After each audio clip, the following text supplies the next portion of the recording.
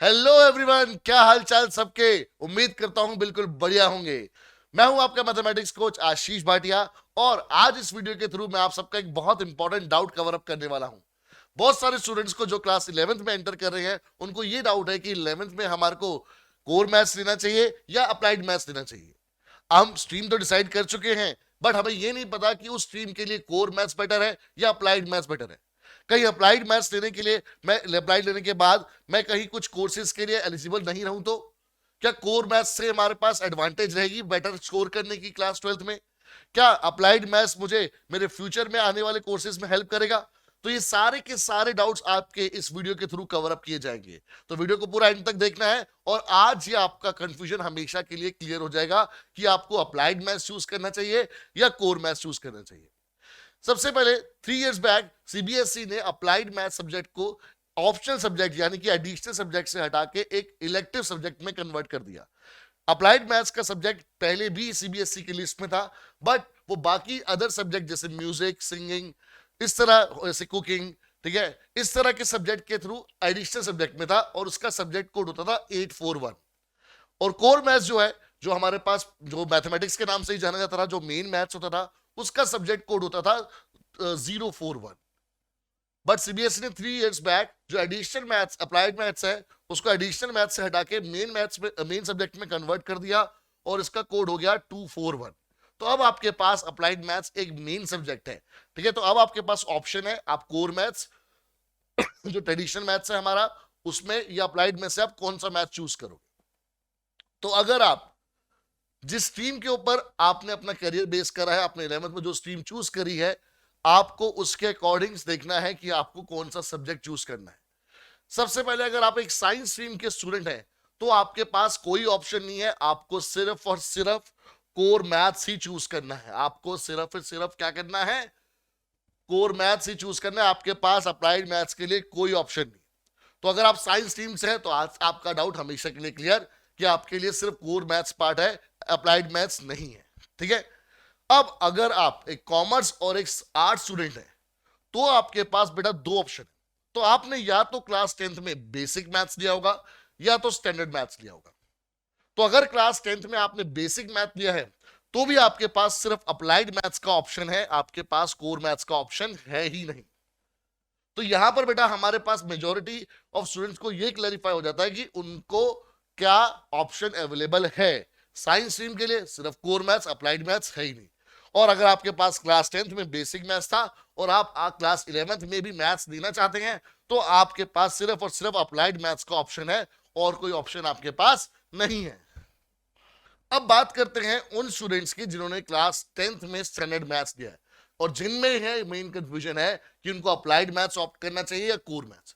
तो यानी कि जो कंफ्यूजन है कि किस स्टूडेंट को अप्लाइड मैथ्स लेना है और किस स्टूडेंट को कोर मैथ्स लेना है, तो वो सिर्फ क्लास 10th के वो स्टूडेंट है जिन्होंने स्टैंडर्ड मैथ्स लिया है और जो क्लास 11th में कॉमर्स या फिर आर्ट्स स्ट्रीम को लेना चाहते हैं। अब अगर मैं पहले कोर मैथ्स की बात करूं तो ये हमारा ट्रेडिशनल मैथ्स है, ठीक है, जिसमें आपको सारे चैप्टर्स मिलते हैं लाइक ट्रिग्नोमेट्री, जिसमें आपको कुछ साइंस स्ट्रीम के चैप्टर भी मिलते हैं जैसे वेक्टर अलजेब्रा और 3D। जो अगर मैं कंपेयर करूं अप्लाइड मैथ्स से, जो थोड़ा एक कॉमर्स और आर्ट्स स्ट्रीम के स्टूडेंट के लिए टफ हो जाता है। और साथ साथ मैं ये भी बोलना चाहूंगा कि एक कॉमर्स और आर्ट्स स्ट्रीम के लिए ये नॉन रेलेवेंट भी है, बिकॉज एक कॉमर्स और आर्ट्स स्ट्रीम के स्टूडेंट को कहीं पर भी ट्रिग्नोमेट्री, ठीक है, 3D ज्योमेट्री और वेक्टर अलजेब्रा जैसी चीजें नहीं काम आएंगी, बिकॉज वो उनकी फील्ड का पार्ट ही नहीं है। हाँ, बट अगर एक कॉमर्स और एक आर्ट्स स्ट्रीम के स्टूडेंट को मैथ्स ऑनर्स करनी है या फिर मैथ्स में अपना करियर बनाना है, जैसे अगर आपको मैथ्स का प्रोफेसर बनना है, मैथ्स में रिसर्च करनी है, तो आपके लिए कोर मैथ्स कंपलसरी है।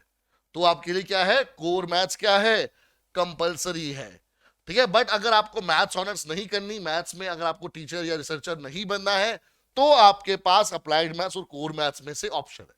तो यानी कि अब आपके पास एक बिल्कुल लिमिटेड नैरो रेंज रहेगी है कि चॉइस किन को करनी है। साइंस वालों को नहीं करनी, कंपलसरी है कोर मैथ्स। क्लास 10th में जिनके पास बेसिक मैथ था उनको नहीं करनी है, उनके लिए कंपलसरी है अप्लाइड मैथ्स। जिन्होंने टीचर बनना है मैथ्स में या फिर मैथ्स की फील्ड में रिसर्चर बनना है, उनके लिए कोई ऑप्शन नहीं है, कोर मैथ्स लेना पड़ेगा।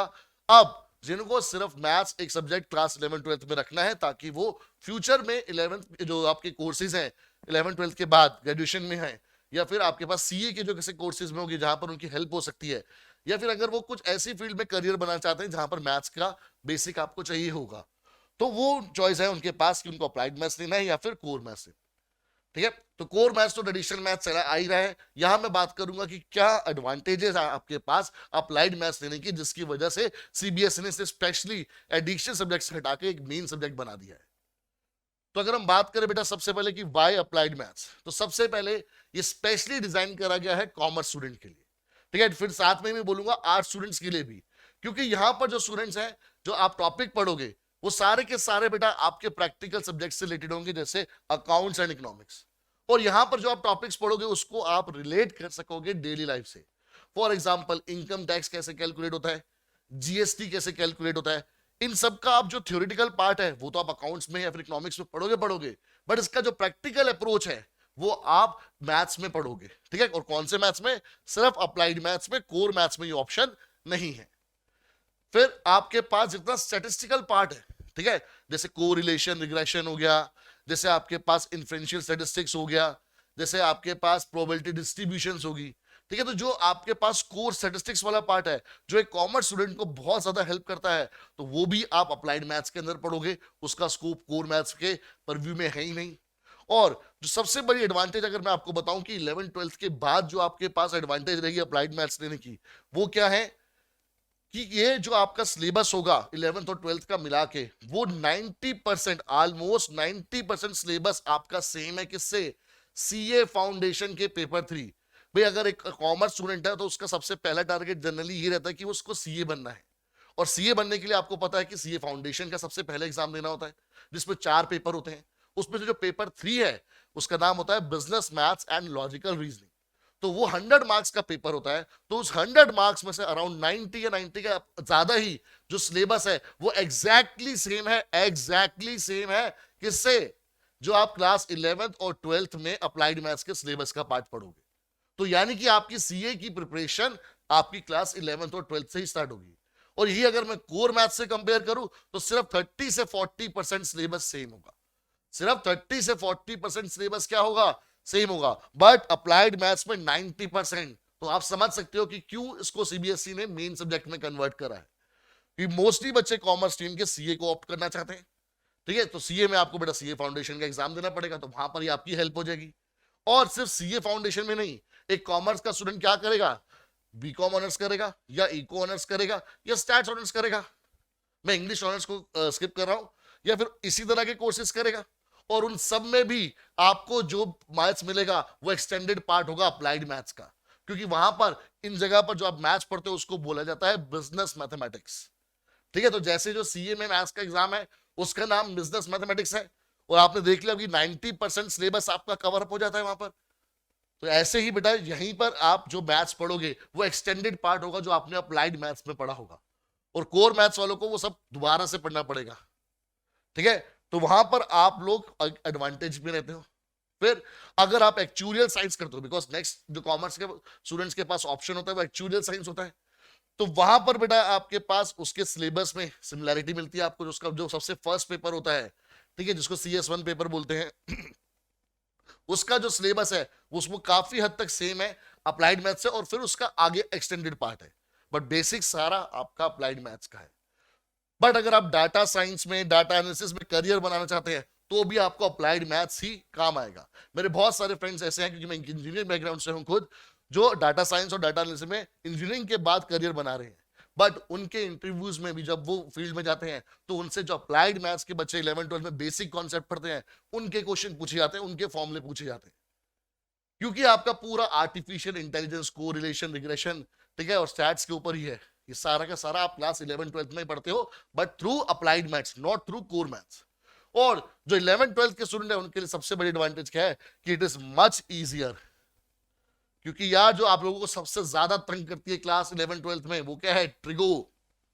तो ट्रिगो वाला पार्ट हटा दिया, साइंस स्ट्रीम वाला पार्ट 3D वेक्टर हटा दिया, उसकी जगह पर बेसिक जो चैप्टर्स हैं जैसे annuity, simple interest, compound interest, basic statistics, commerce की इंडस्ट्री में डेरिवेटिव्स और इंटीग्रेशन का क्या रोल है, क्या उसके एडवांटेज है, ये सारा का सारा बेटा आप लोग पढ़ोगे अप्लाइड मैथ्स के अंदर, ना कि कोर मैथ्स के अंदर। तो अगर आप एक कॉमर्स स्टूडेंट हो ठीक है, आपने क्लास 10th में स्टैंडर्ड मैथ्स ली है और आपको अभी चॉइस करनी है कोर मैथ्स और अप्लाइड मैथ्स के बीच में, तो आई विल सजेस्ट आपको अप्लाइड मैथ्स चूज करना चाहिए, बिकॉज ये आपके लिए मोर रेलेवेंट है, आपके लिए मोर इजी है, आपकी जो फ्यूचर कोर्सेज में हेल्प करता है, फ्यूचर करियर्स में हेल्प करता है। बाकी आप कोई भी मैथ्स लेंगे तो मैथ्स की जो इंपॉर्टेंस है वो कम नहीं होगी, बट मैथ्स आपको रखना जरूर है, बिकॉज आप बहुत सारे कोर्सेज के लिए एलिजिबल ही नहीं हो पाते हो अगर आपके पास मैथ्स नहीं है तो। ठीक है, और एक कॉमर्स स्टूडेंट्स के लिए मैथ्स बहुत ज्यादा इंपॉर्टेंट है, बिकॉज उसके करियर में वो उसको बहुत ज्यादा बूस्ट करवा देता है अगर आपके पास मैथ्स है तो स्टूडेंट्स आई होप ये आपका डाउट क्लियर हुआ हो, और आपके जो भी फिर भी कोई आपको कंफ्यूजन है तो आप कमेंट बॉक्स में हमारे को बता सकते हैं, आपके सारे डाउट्स के रिप्लाई हमारी टीम जरूर करेगी। ठीक है स्टूडेंट, टिल देन बने रहिए हमारे यूट्यूब चैनल से for all the latest updates. ठीक है, एंड थैंक यू।